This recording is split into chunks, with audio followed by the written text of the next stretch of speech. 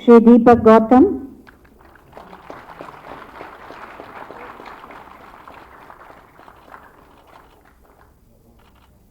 सुश्री दीप्ति पाल,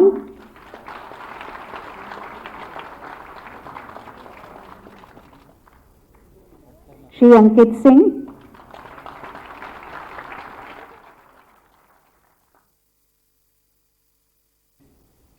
अपर मुख्य सचिव सूचना श्री नवनीत सहगल जी,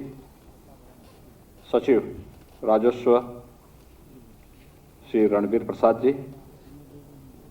और आज के इस कार्यक्रम में उपस्थित राजस्व विभाग से जुड़े हुए सभी अधिकारीगण, सभी नवचयनित नायब तहसीलदारगण और उपस्थित भाइयों बहनों, मुझे प्रसन्नता है किसी भी कल्याणकारी सरकार के लिए सुशासन के लक्ष्य को प्राप्त करने की जो धुरी होती है वह थाना और तहसील होती है। और आप जैसे युवा और ऊर्जावान नायब तहसीलदारों के माध्यम से तहसील की प्रक्रिया में पारदर्शिता लाने, जन सुनवाई को और तीव्र बनाने, राजस्व से संबंधित मामलों के त्वरित निस्तारण को एक नई गति प्राप्त होगी और आप सबके नियुक्ति पत्र वितरण का यह अवसर मुझे प्राप्त हुआ है। मैं इसके लिए आप सबको हृदय से बधाई देता हूं, अपनी शुभकामनाएं देता हूं।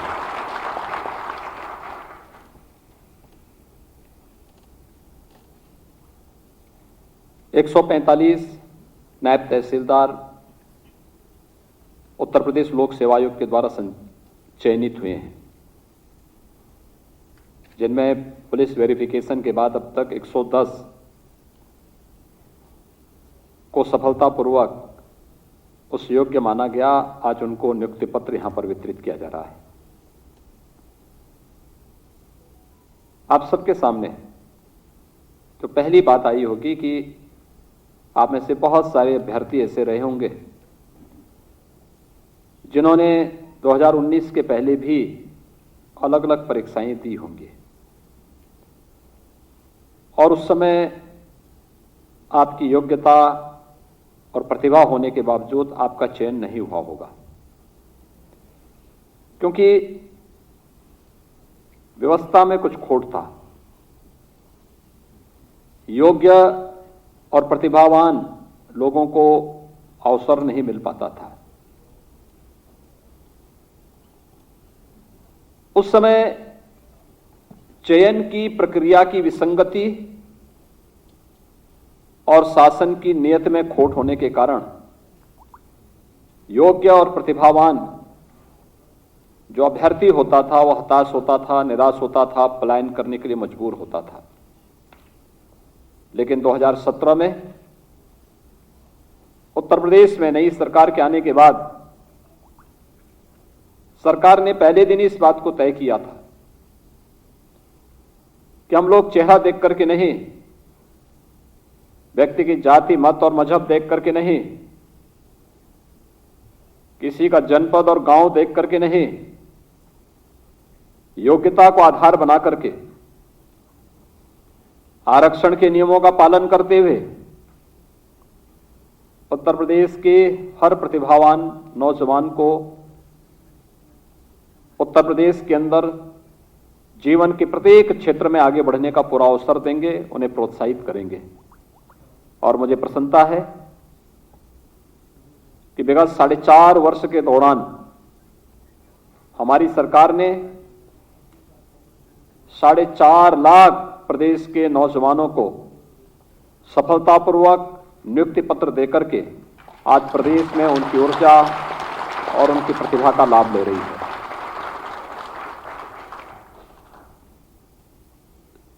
शासन की केवल एक अपेक्षा आप लोगों से है कि आपने जैसे चयन की प्रक्रिया को देखा होगा, राजस्व विभाग मेरे पास ही है, लेकिन मुझे भी नहीं मालूम कि किस व्यक्ति को कहां नियुक्ति पत्र मिलना है, कहां उसकी पोस्टिंग होनी है, क्योंकि हमने प्रक्रिया ऐसे बनाई है कि मेरिट बेस्ड हो, दिव्यांगजन या फिर कुछ उन परिस्थितियों को छोड़ करके जहां पे उन परिवारों के सामने विशेष संकट है, उन स्थितियों को छोड़ करके शेष हर एक व्यक्ति को वह चयन की प्रक्रिया से लेकर के पोस्टिंग तक कहीं भी कोई सिफारिश कराने की आवश्यकता नहीं। मेरिट के आधार पर हर व्यक्ति को उसकी योग्यता और उसकी क्षमता के अनुरूप मौका मिलेगा। जब आपको 2017 के पहले की उन विसंगतियों से उभार करके एक स्वच्छ, पारदर्शी और ईमानदार पूर्ण व्यवस्था के साथ जोड़ने का कार्य हो रहा है, तो फिर शासन भी आपसे एक ही अपेक्षा रखता है कि इसी ईमानदारी पूर्वक, उसी स्वच्छ और पारदर्शी तरीके से अपने अपने कार्य क्षेत्र में अगर हर व्यक्ति कार्य करेगा तो उसके बेहतरीन परिणाम उत्तर प्रदेश के लिए आएंगे। उत्तर प्रदेश की 24 करोड़ नागरिकों के जीवन में खुशहाली लाने में उसकी बहुत बड़ी भूमिका होगी और इसके परिणाम सामने आए हैं। प्रदेश वही, तंत्र वही, संसाधन वही, सब कुछ तो वही है, लेकिन प्रदेश की छवि बदली है। 2017 के पहले जिस उत्तर प्रदेश के बारे में लोगों के मन में एक धारणा थी, उत्तर प्रदेश में कुछ नहीं हो सकता, उत्तर प्रदेश देश के विकास में बाधक है, उत्तर प्रदेश में आने में लोग डरते थे, उत्तर प्रदेश में राजस्व मामलों में न्याय मिलना लोगों के लिए एक बहुत दूभर कार्य था, कठिन चुनौती थी। आज वही उत्तर प्रदेश कैसे अपने लक्ष्यों को प्राप्त कर रहा है। आज आपने देखा होगा कि कैसे एक एक व्यक्ति का चयन पारदर्शी तरीके से हो रहा है और हर व्यक्ति अपनी योग्यता और क्षमता के अनुरूप स्थान प्राप्त कर रहा है। उसको किसी की सिफारिश की आवश्यकता नहीं, उसको किसी के पास जाने की आवश्यकता नहीं, किसी भी नियुक्ति में, किसी भी पोस्टिंग में किसी भी व्यक्ति को लेन देन की कोई आवश्यकता नहीं। और जहां भी इस प्रकार की शिकायत मिलती है, सरकार ने कठोर कार्रवाई उस मामले में की भी है। इसलिए क्योंकि हम लोग उत्तर प्रदेश की छवि को बदलना चाहते थे और 4.5 वर्ष के अंदर इस छवि को बदलने में हमें सफलता प्राप्त हुई, तो प्रदेश के अंदर जो उत्तर प्रदेश के नौजवानों को उत्तर प्रदेश के अंदर विभिन्न सेवाओं में चयन, पारदर्शी तरीके से चयन के बाद सेवा का अवसर प्राप्त हुआ, उसने उत्तर प्रदेश के अंदर एक माहौल तैयार किया। आज उत्तर प्रदेश देश के अंदर निवेश का सबसे अच्छा गंतव्य स्थल है। प्रदेश वही है।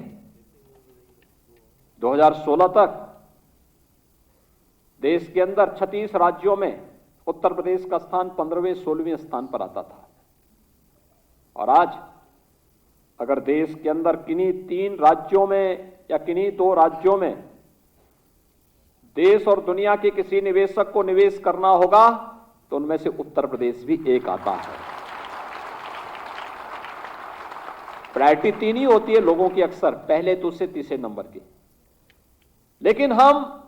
उन 2 स्थलों में हैं जहां पर देश और दुनिया का हर निवेशक अपना निवेश कर सकता है और उसको प्राथमिकता तय करनी होगी तो स्वाभाविक रूप से उत्तर प्रदेश को तय करेगा। आज उत्तर प्रदेश उस स्थिति में है। आजादी के समय जिस प्रदेश की आय राष्ट्रीय प्रतिभक्ति आय के बराबर थी, पिछड़ते पिछड़ते हम लोग 2016 तक कहां पहुंच गए थे? राष्ट्रीय यानी नेशनल एवरेज के 1/3 पर हम आ गए थे। 1/3 से भी कम उत्तर प्रदेश की प्रति व्यक्ति आय रह गई थी। लेकिन मुझे प्रसन्नता है कि हमने उत्तर प्रदेश की प्रति व्यक्ति आय को बढ़ाने में इस दौरान सफलता सुबह प्राप्त की। पहुंचेंगे jolly grant airport. Rajnath Singh का जब सुरक्षा का वातावरण होता है, चंद्र सिंह गढ़वाली की प्रतिमा का करेंगे अनावरण। जब रोजगार और नौकरी की संभावनाएं तेजी के साथ आगे बढ़ती हैं,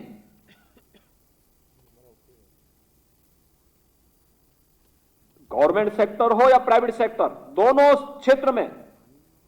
नौकरी और रोजगार की इन संभावनाओं को जब आगे बढ़ाया जाता है नियुक्ति करते हैं, इसलिए तो उनके उसका असर सरकार क्षेत्र में उसका गठन कर दिया मार्केट पर भी पड़ता है, बाजार पर पड़ता है, प्रति व्यक्ति आय पर पड़ता है, में भी इस तरह की घटनाएं कुछ प्रकाश में हमारे आई थी। विकास पर पड़ता है, और ये सभी एक दूसरे से जुड़े हुए हैं। और मुझे प्रसन्नता है 4.5 वर्ष के अंदर उत्तर प्रदेश की प्रति व्यक्ति आय लगभग दुगनी होने की ओर अग्रसर है, और हम लोग आज